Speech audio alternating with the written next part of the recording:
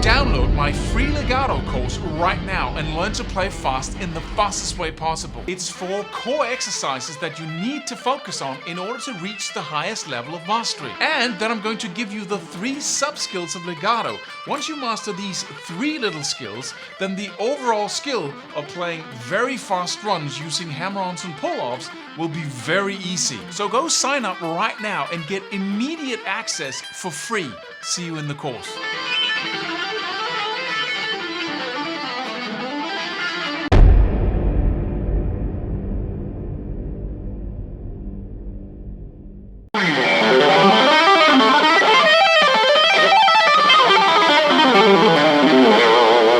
Hi, and welcome to this video about, or this session about guitar techniques, because what I just did there was actually not that hard.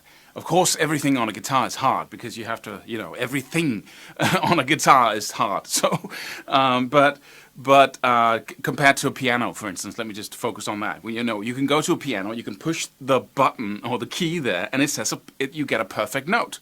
That's not like that on a guitar. You have to struggle with everything here. But so it's easy compared to other techniques. Alternate picking, for instance, is much harder. It takes much longer time to learn and much more focus and concentration than this. So why is it that most of us go for alternate picking as the most important thing if it's the hardest way to produce fast lines? Well, very simple explanation. Because it's the hardest. So among guitarists, alternate picking or harder techniques than this becomes, the most the best thing you can go for, and so we do. But if you look at people who don't play guitar and they, look at what I just did, they'll go, oh, that must be the most advanced thing in the world to do on a guitar. Tapping and not using a pick, that's magical. But so if you really want to have a tool in the fastest way possible whereby you can play fast, then why not go for some techniques that are easier to get to than alternate picking or economy picking or something like that? Because with tapping, we can do arpeggios, we can do fast runs, we can do scale runs, we can do everything. If you just take your left hand here and just add the index finger of the right hand, you suddenly get an enormous amount of stretching ability on the fretboard. And of course you have some new challenges. The strings make a lot of noise when you try to pick like that or play like that. You have to tap with your first finger, and we got different challenges there. And I've built some great methods of overcoming these challenges easily and gradually without thinking about it. But let's look into the licks that I just played.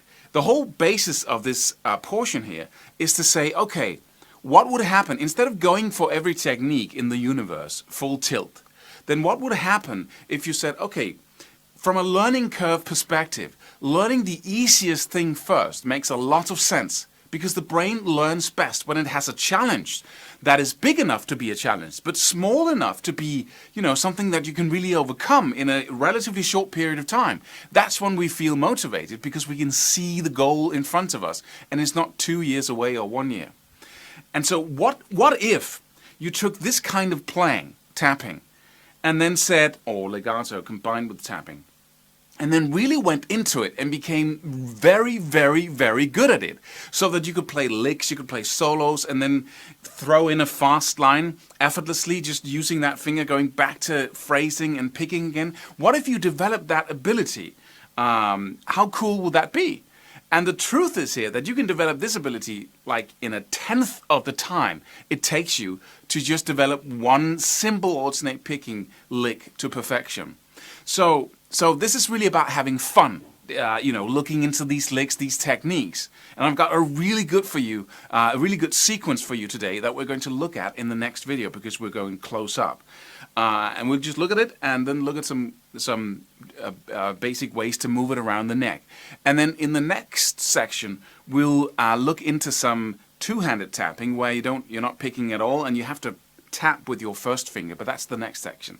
So for now, let's go to the close-up video and let's look at the first sequence that I'm going to show you. So let's jump into it.